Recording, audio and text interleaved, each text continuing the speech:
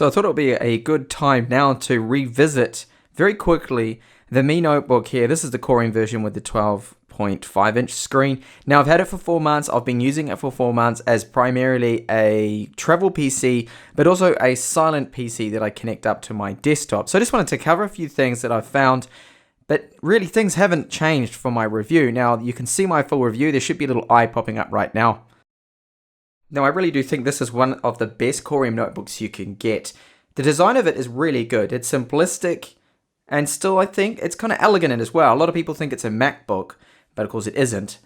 Now, you can open it up with just one hand. Now, the hinge on it, how is the hinge after 4 months of use? It's good, but I have noticed that the last part of it, the last little bit there is quite loose. The rest of it's good. Now, they've intentionally made it loose so you can open it one hand, but about there, you see it's got a bit of wobble, so sometimes when you're typing on it, the screen does wobble a little bit.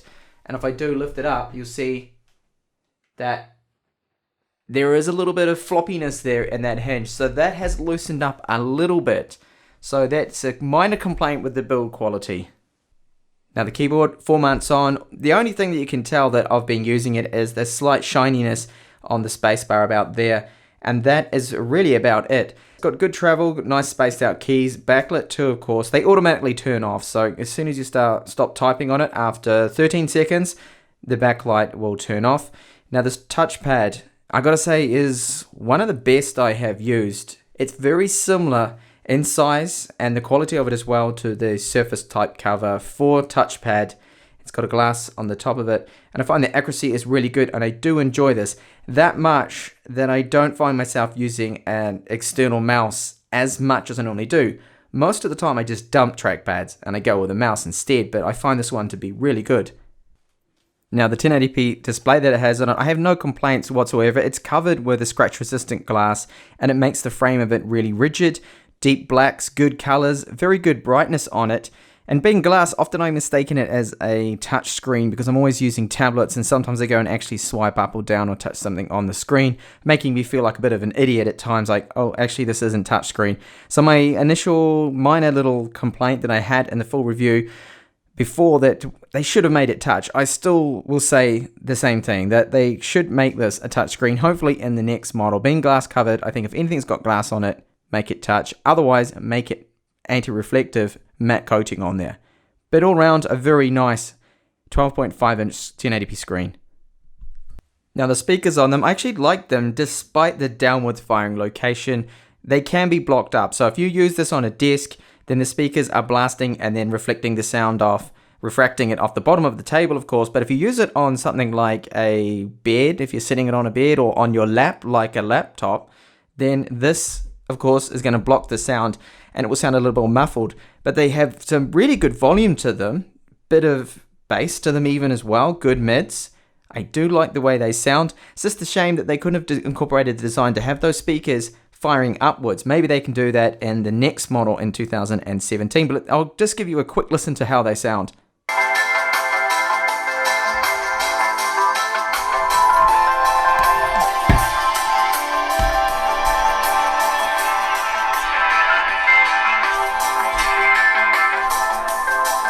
So I'm sure you could hear from that those speakers are loud. They've got some good volume to them, considering as well how thin this notebook is.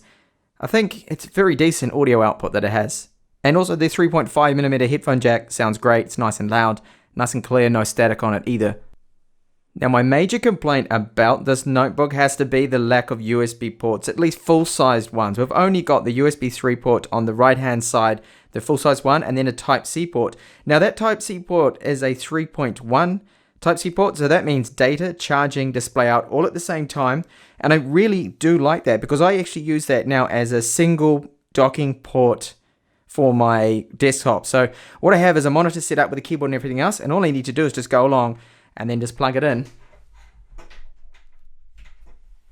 to this hub that I have right here.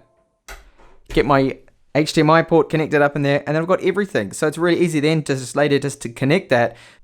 So the left-hand side just has a full-size HDMI out on it, and then the 3.5mm audio jack there. I would have really liked an additional USB full-size one on the left side here. I do think they had space for it.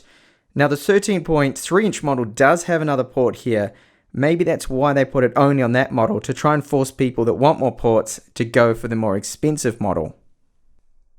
Another one of the things I really like about this notebook is the fact that it has a spare secondary SSD bay, so you can insert another SSD, which is what I've done here. So I've got another drive on there just for storage, and I upgraded the first drive in there, which is a SATA 3 one. I put a PCIe Samsung 950 Pro in there, 256 gigabyte one in there, and that has sped things up a bit and increased their performance. Now, performance wise, I think the Core M for most people's needs is actually really good. It does everything. Quick speeds, loading times, web, everything seems to be fine. The only thing it doesn't really handle is video editing or AAA games, because they get really poor frame rates. This is Just Cause 3, and you can see it's a stuttery mess. So it's not a gaming system at all, but you can get away with playing lighter low-end titles, as you'll see in my full review, like League of Legends, Counter-Strike Global Offensive. Those ones can run even in 1080p. All you have to do is just lower the settings. And being fanless, there's no fan vents, and there's zero noise, which is one thing I really enjoy about computing on a system that's 100% silent. I just hate fan noise. So battery life has improved from my first review. I've noticed now that I'm able to get a little bit more. Now I think that's down to maybe driver updates. I have used the Intel driver update utility, but I think it's because I've cycled the battery now quite a few times, and that is helping out. Now here's an example of a battery life here that I did for Demir Frank, another YouTuber. 1 hour of YouTube resulted in the loss of 15% battery life at 40% brightness, which I think is really good. So that means video time, you're going to get about 7 hours.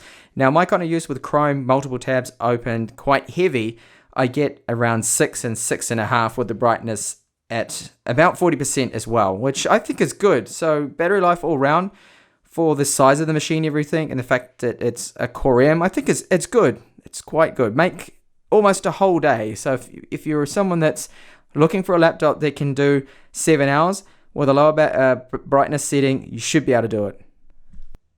So after using it now for 4 months, I can honestly say that this is, I think, one of the best notebooks you can get.